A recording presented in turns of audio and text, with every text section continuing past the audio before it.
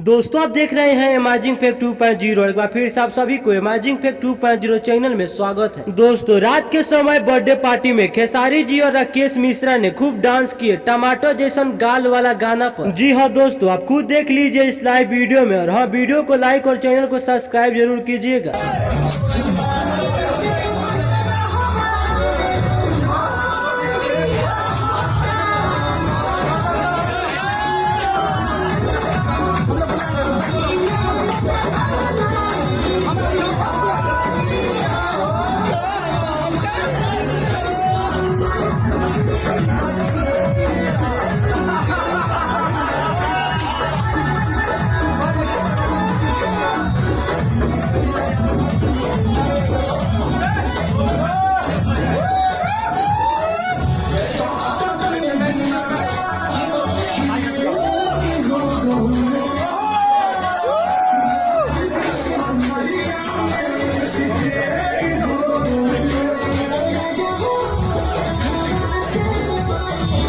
तो दोस्तों आपको ये वीडियो कैसा लगा नीचे कमेंट करके जरूर बताइएगा। मिलते हैं आपसे फिर एक नए वीडियो में, तब तक के लिए जय हिंद जय भारत।